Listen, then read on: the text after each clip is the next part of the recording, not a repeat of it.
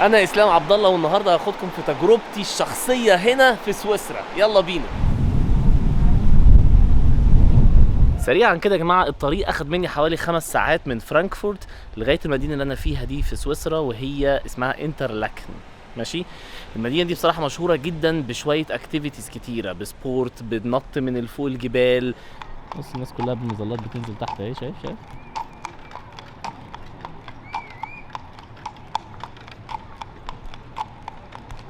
بزحلقه على الجليد لما يكون في جليد في الجو في الشتاء. حاجات كتيرة قوي، هي مشهورة بالسبورت بصفة عامة. الطريق اخد منا 5 ساعات من فرانكفورت، اخدنا بريك في النص كده حوالي ساعة عشان نريح شوية، لكن الطريق كان لطيف كويس، كان في زحمة شوية في السكة. البنزين كلفني حوالي بالظبط 90 يورو عشان تبقى عارف التكلفة كام. المشكلة ان المنطقة تعتبر غالية، اللي خلاني اخد التجربه دي واجي ان انا يبقى اسمي مره جيت سويسرا وشفتها عامله ازاي. بس بجد بجد البلد دي غاليه، مش تهريج. البلد دي غاليه قوي في حاجات مبالغ فيها، في حاجات طبيعيه بالنسبه لنا في فرانكفورت مثلا او في المانيا بتدفع فيها هنا ممكن الضعف او اكتر شويه.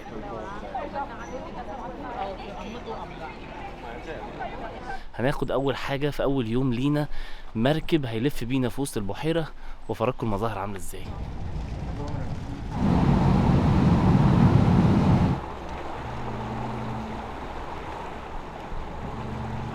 طيب طبعا المركب هادي جدا والدنيا رايقه، بس المناظر اللي حواليك هنا خياليه، يعني تحس انك انت فعلا يا جماعه في حته كده موجوده في الجنه، ربنا حطها على الارض سبحان الله. يعني بجد المناظر الطبيعيه خزعبليه. يعني احسن مكان ممكن تجي في حياتك هي سويسرا، تشوف فيها حاجات كانك بتتفرج على فيلم جرافيك مثلا.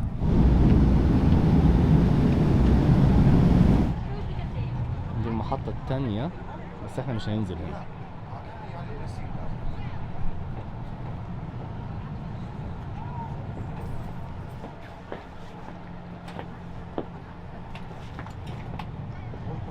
في مكان جوه، في مطاعم، في مكان ممكن تاكل فيه وكل حاجه، بس في برضه قاعده بره لذيذه، الجو فيها لطيف.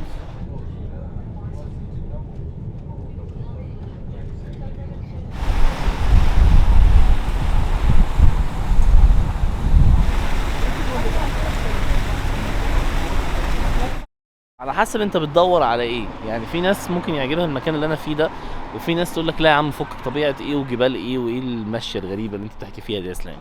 انا عايز مكان زي لندن كده وسيتي وفاهم ومولات واروح اشتري لبس وبتاع. فانت على حسب دماغك، يعني انت بتحب ايه، فاهم ازاي. انا عن نفسي بحب المناظر الطبيعيه ديت، احب اقعد كده في روقان، فاهم، اشوف الميه والشلالات، روقان يعني.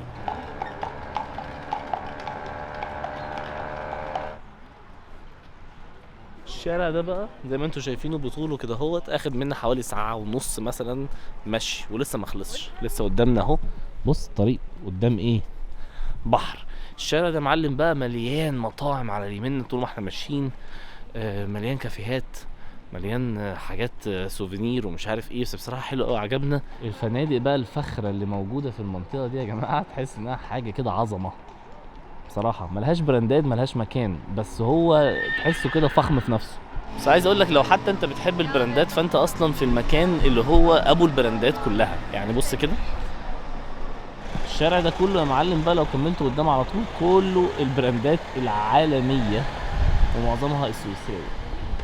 الشارع بجد فخم جدا جدا جدا، اديك شايف اهو. بص وبعدين يعني الشارع في حد ذاته تحس ان هو ماشي بالمسطره، عارف يعني، نضيف بالمسطره، لانه متروس حاجات مختلفه، ومطاعم بالعربي ومطاعم مصري مصري لا بس عربي لكن لقيت حاجات كتيره قوي. يعني في اكل اسيوي، في سوشي، في مش عارف ايه، مليان مليان.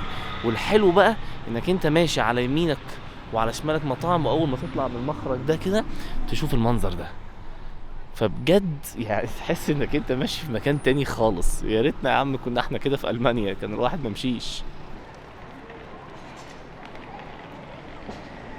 المطاعم بقى غالية شوية، بس مش قوي. اللي عايش في فرانكفورت مش هيلاحظ فيه فرق كبير، لكن هتلاقي فرق كبير في حاجات بسيطة، زي لما جيت اخد مثلا مركب المركب نفسه ومشينا في البحيرة نفسها. المركب سعرها مبالغ فيه جدا جدا جدا كمان، مقارنة بانك انت لو رحت النمسا. هتلاقي مثلا ضعف الثمن او حاجه، وما تستاهلش. مفيش حاجه واو بتحصل، مفيش اي حاجه، هو مجرد بس تسعيره البلد غاليه شويه، فبالتالي ما انصحش بيها. ما تروحش، ما تركبش المركب، خليك بعربيتك او خليك بالمواصلات العاديه. ارخص حاجه هي الاتوبيس، وغالبا بيكلفك حوالي 20 فرنك، يعني فيما يعادل حوالي 4 25 يورو مثلا. مش رقم كبير، تقدر تستحمله، احسن بكتير جدا جدا من ده. منظر يا جماعه السحاب وهو مخبط في التلج من فوق. بس اللي عاجبني بقى مش المنظر ده خالص على فكره. بص كده لو ركزت معايا فوق، احاول اعمل لكم زوم ان. شايفين في ميه نازله فوق شلال؟ شايفين الشلال ده شايفينه اهو؟ ده شلال في قلب الدنيا فوق. ايه يا جدعان ده؟ جمال الطبيعه هنا حوار.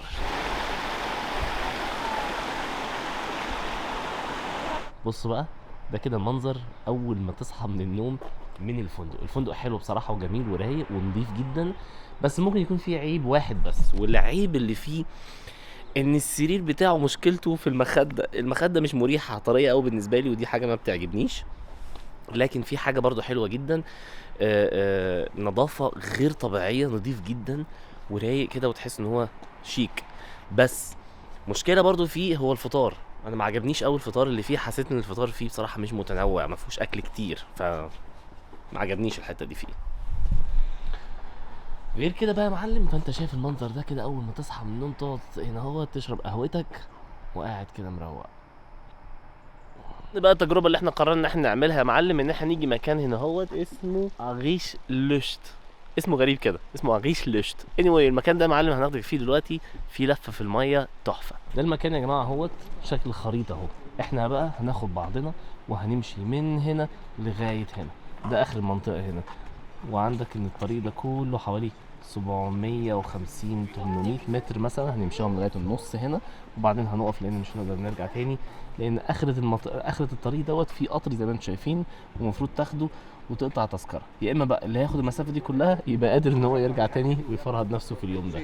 طول ما انت بقى داخل في الطريق شايف المناظر دي حواليك، شايف الجبال دي كلها، الصخر ده كله، كل ده حواليك في كل منطقه وانت داخل. ده منظر البيت اللي فيه اورجانيزيشن وفيه كل حاجه، والتذاكر اخدناها من هنا اهو. احنا دلوقتي يا جماعه جوه الجبل، اديكم شايفين اهو. دخلنا، هم حافرين خرم كبير لا مؤاخذه نفق جوه الجبل، ومن جوه هنا هنطلع على الميه بقى.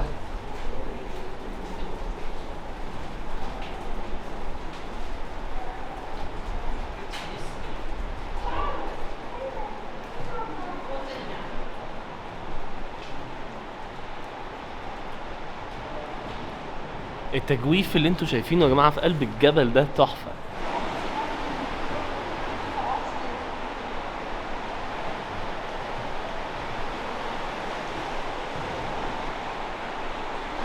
يا جماعه المنظر هنا بصراحه مش عارف اقول لك ايه، خيالي. ايه ده؟ ايه الطبيعه دي؟ وشاقين هم نفق في قلب الطريق. انا عايز اقول لك المكان ده لازم يتشاف على الحقيقه غير الكاميرا. سيبك من اللي انت شايفه دلوقتي، اللي انت شايفه حاجه وبعينيك حاجه تانية خالص. ده منظر النفق اهو يا جماعه، وفي نور وكهرباء. انت لما تيجي تفكر في الموضوع، هم ازاي اصلا دخلوا كهرباء وبنوا الحته دي يا جدعان؟ الكلام ده معمول من زمان جدا. يعني بص الميه نظيفه ازاي من تحت، معديه الجبل. لا بجد الناس دي ابهرتني. الحاجه المميزه بقى في الاوروبيين اللي انا بعجب بيها شخصيا، ان هم بيخلوا الاطفال وبيخلوا كبار السن، وبيعملوا حساب كل الناس، حتى كمان اللي مثلا عنده عجز او اي مشكله. يعني عاملين طريق واسع كبير عريض يدخل كل الناس ديت، ويخلي الناس كلها تتمشى وعادي. يعني بص هتلاقي اطفال كتير معديه بعربياتهم عادي، يعني مفيش مش مأزمين العمليه يعني. بجد الناس دي دماغها عاليه قوي، وعاملين قاعده. بص قاعده قدام الجبل، قدام الميه، والشلال عمال بيعدي. ايه يا جدعان ده؟ ايه ده؟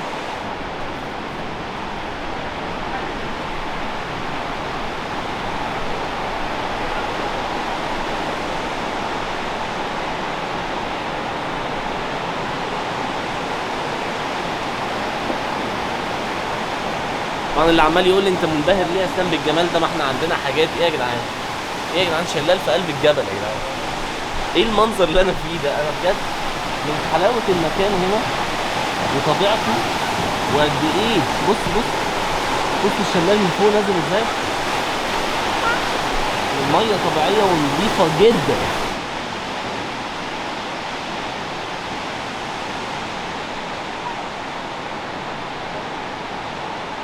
وزي ما انت شايف كده دي تجارب سويسرا يا معلم، دي سفريات سويسرا ودي سفريات اللي انا بحبها. فلو انت ليك في الكلام ده يا معلم وعايش هنا في فرانكفورت او في حته جنبي لغيني وانا معاك وش.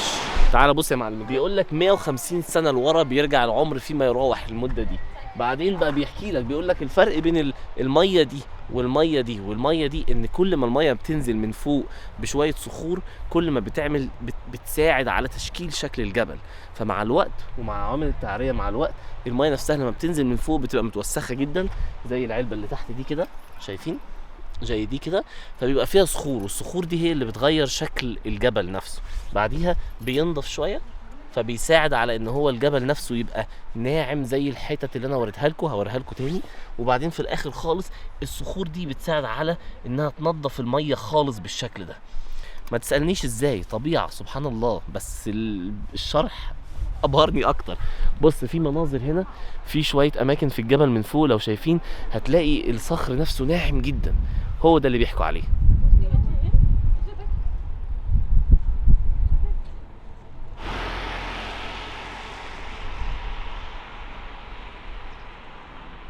احنا دلوقتي في منطقه اسمها الانترلاكن بس الويست، المنطقه الغربيه من منطقه الانترلاكن. وورايا زي ما انتم شايفين الشمس قويه النهارده بس الجو حلو. زي ما انتم شايفين كده نهر اهو، احنا على الكوبري وهنمشي الشارع ده كله لغايه الاخر، نتفرج على اخره ايه. كله محلات، كلها اماكن بصراحه. هي المدينه عامله زي شرم الشيخ كده، عارف يعني، هي معموله للسياح. فنادق بقى في كل حته، اكل في كل مكان. ده الغريب بقى، ده الحاجه اللي مش عاجباني في الموضوع. دايما تلاقي الاكل العربي في كل حته والاكل السوري هو اللي مسيطر، وبعدين تيجي تروح هناك اهو شايف يفط في كل حته والاكل البرازيلي ومش عارف. تيجي تمشي في المطاعم تلاقي مطاعم بقى شايف ايرش مثلا، شايفين اليافطه اللي هناك دي؟ بس نعمل لكم زوم عليها اهي هناك اهي. عارف الموضوع مقلوب من ناحيه اللي هو ايه، انا عامل لكم مكان سياحي لكل الناس اللي من كل جنسيات مختلفه، واللي بيحب الاكل ده واللي بيحب مش عارف ايه وتعالى كل. لكن انك تجرب الاكل السويسري نفسه لازم تبعد عن انترلاكن شويه.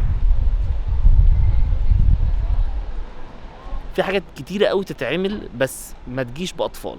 لو معاك اطفال واسره وعيله والاطفال دي اقل من 5 سنوات انسى يا عمرو، هتتعب جامد جدا ومش هتلاقي حاجات كتيره تتعمل، لان مفيش اوبشنز كتيره بصراحه. في شويه حاجات حلوه بالطبيعه وعلى البحيره بس مش باطفال اقل من 5 سنين. دي نقطه مهمه جدا ولازم تتقال بوضوح عشان الناس اللي معاها اطفال تبقى عارفه راسها من رجليها ايه. حاجه تانية ممكن انك انت تعامل على انك انت اجنبي وعادي، بمعنى انك انت هتلاقي في مطاعم كتيره قوي بالعربي، هتلاقي كتير قوي ناس بتتكلم بالانجليش، كله بيتكلم انجليزي، ما حدش بيتكلم الالماني. فلو انت ما بتعرفش تتكلم الماني كويس ما تقلقش، الموضوع عادي خالص. الاعلام بتاعه الدول في كل حته، الناس هنا اصلا المقيمه هنا متعودين على الاجانب لان هي بلد سياحيه، فاعمل حسابك على كده وما تقلقش عادي. مفيش اي عنصريه، مفيش اي مشاكل، مفيش حاجه غريبه قابلتها، بالعكس الناس مرحبه قوي بالاجانب لان هي بلد سياحيه ودخلها قايم على السياحه. جزء من السياحه هم عاملينها، حاطين الاعلام بتاع تقريبا كل الدول، يعني بيشجعوا الناس دي تيجي وتاكل عندنا بقى وفاهم واحنا منكم. اعلام كل حاجه موجوده. يعني لو جيت كده في الاخر اقول لك اقترح عليك تروح فين وتيجي منين، لا صراحه سويسرا مش هي الحاجه الوهم وخيال بمقارنه بالنمسا. يعني لو كيد حطيت والنمسا في كفه وسويسرا المكان اللي انا فيه اللي هو يعتبر من اجمد الاماكن في سويسرا في كفه، لا النمسا تكسب في السعر، في الرخيص، وفي الاماكن كمان التحفه، وفي الجبال، وفي كل حاجه كويسه. فخليك في النمسا احسن.